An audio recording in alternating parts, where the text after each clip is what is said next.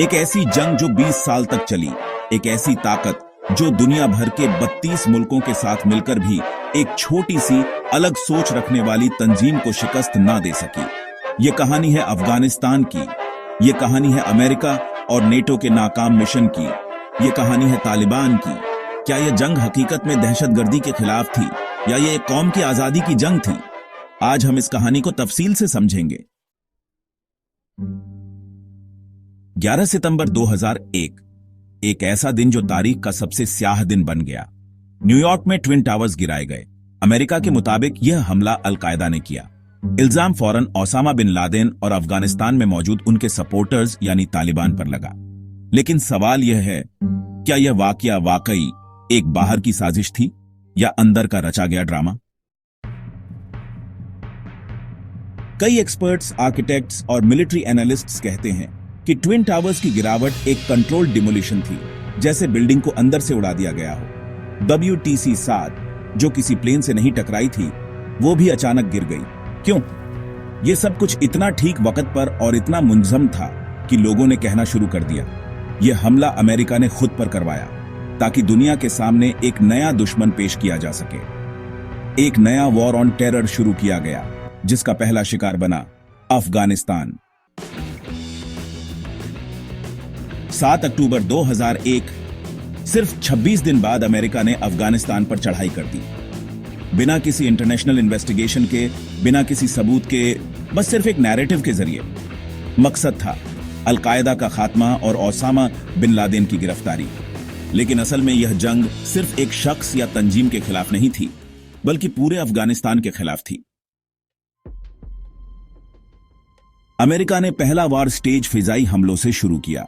बम हर तरफ गिराए गए। हर इलाका, चाहे वो तालिबान का था या नहीं, अमेरिका के निशाने पर था। जिस मुल्क ने कभी किसी पर हमला नहीं किया, उस पर दुनिया की सबसे बड़ी मिलिट्री पावर टूट पड़ी। तालिबान इस बात को समझ चुके थे कि वो सीधा मुकाबला नहीं कर सकते, इसलिए उन्होंने अपनी स्ट्रैटेजी बदल दी। तालिबान पहाड़ों और जंगलों की तरफ चले गए, अपने बेसिस को छुपा लिया और छोटी छोटी टुकड़ियों में लड़ने लगे। यूनाइटेड नेशंस के मुताबिक इस वक्त तालिबान के लीडर मुल्ला उमर ने कहा था, जब अमेरिका हमारी सरजमीन पर पैर रखेगा तो यह जमीन उसकी कब्र बन जाएगी। यह सिर्फ एक धमकी नहीं थी, बल्कि एक फ्यूचर स्ट्रैटेजी का भी इशारा था। तालिबान ने ग्राउंड कॉम्बैट के लिए तैयारी शुरू कर दी। अमेरिका और उसके नेटो इत्तेहादी 32 मुल्कों के साथ मिलकर भी सिर्फ अफगानिस्तान के 45% इलाके पर कंट्रोल हासिल कर सके। लेकिन इस कंट्रोल का कोई फायदा नहीं था, क्योंकि जिन इलाकों पर अमेरिका ने कब्जा किया, वहां भी तालिबान छुपकर हमले करते रहते।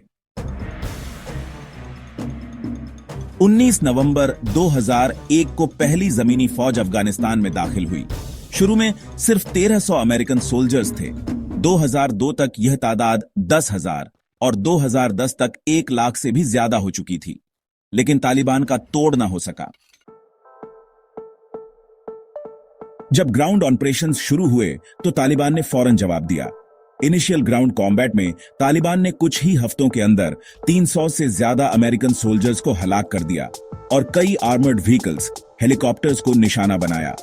तालिबान ने रोड साइड बम्स, आईईडीज, एम्बुशेस और स्नाइपिंग का इस्तेमाल करके अमेरिका के हाईटेक सिस्टम्स को बेअसर बना दिया। आईईडीज ने अमेरिका की ग्राउंड फोर्सेस के लिए अफगानिस्तान को एक मौत का मैदान बना दिया। सिर्फ आईईडीज के जरिए हजारों फौजियों को या तो हलाक कर दिया गया या उम्र भर के लिए मजूर।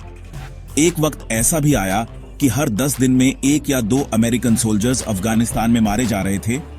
2010 से 2012 के दरमियान तालिबान के हमले इतने इंटेंस थे कि अमेरिका को हर रोज अपनी लाशें वापस ले जानी पड़ती थी। 2001 से 2021 तक अमेरिका ने अफगानिस्तान को पूरी तरह अपने कब्जे में रखने की कोशिश की।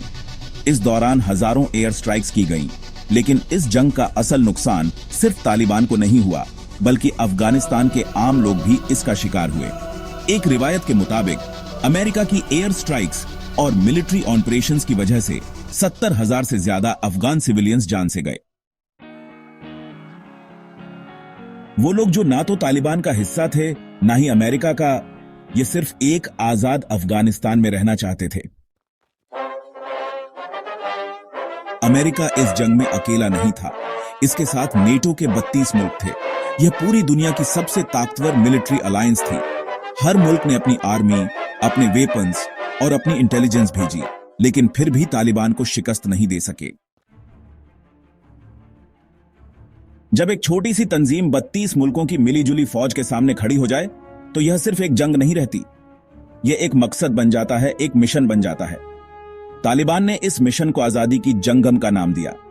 उनका कहना था कि अफगानिस्तान सिर्फ अफगानियों का है, ना कि किसी बाहर की ताकत का।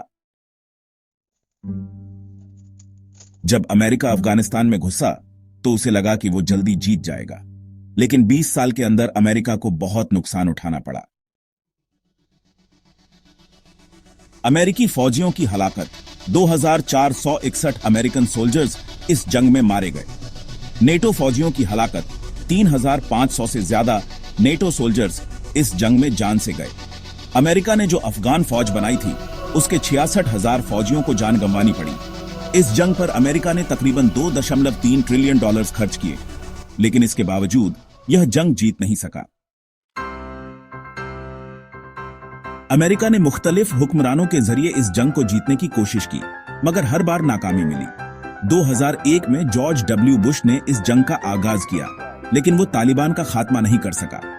2009 में बराक ओबामा ने अमेरिका की मिलिट्री मौजूदगी बढ़ाने का फैसला किया और 1 लाख से ज्यादा फौज अफगानिस्तान भेजी, लेकिन फिर भी तालिबान की ताकत कम ना हुई।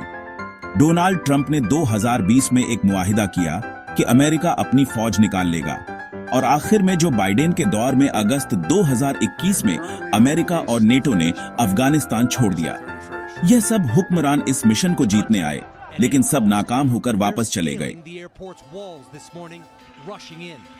अमेरिका और नेटो को इस बात का एहसास हो गया कि अफगानिस्तान को कभी भी पूरी तरह अपना नहीं बनाया जा सकता। तालिबान ने हर साल अपनी ताकत बढ़ाई, हर साल नए इलाकों पर कब्जा किया, और आखिरकार अगस्त 2021 में तालिबान ने बिना किसी बड़ी लड़ाई के काबुल का कब्जा ले लिया।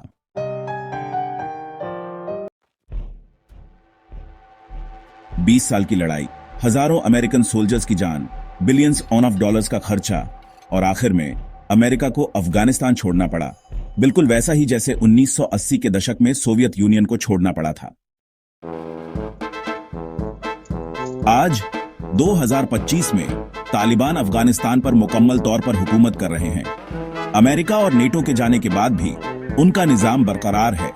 यह साबित करता है कि चाहे जितनी भी बड़ी ताकत हो, अगर एक कौम अपनी आजादी के लिए लड़ने पर तुल जाए, तो उसे कभी भी मिटाया नहीं जा सकता।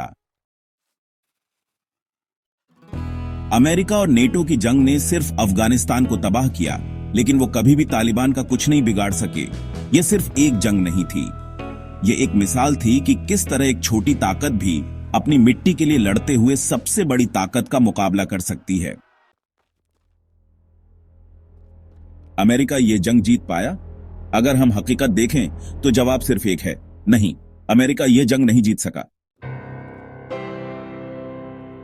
20 साल की मेहनत, ट्रिलियंस ऑफ डॉलर्स और हजारों सोल्जर्स की जान देने के बावजूद अमेरिका को आखिर में अफगानिस्तान छोड़ना पड़ा। अब सवाल यह उठता है, क्या तालिबान ने असल में आजादी जीत ली? क्या यह एक कौम की जीत थी या सिर्फ एक नया निजाम? यह फैसला तारीख करेगी। लेकिन एक बात तो तय है, तालिबान को हराने के लिए जो दुनिया इकट्ठी हुई थी, वो अपने मकसद में नाकाम रही। तालिबान की ताकत और उनका अज़्म दुनिया की ताकतों से बड़ा निकला।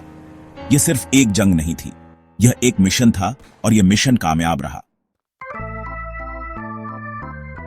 अमेरिका अफगानिस्तान को बदलने आया था, लेकिन अफगानिस्तान ने अमेरिका को बदल दिया।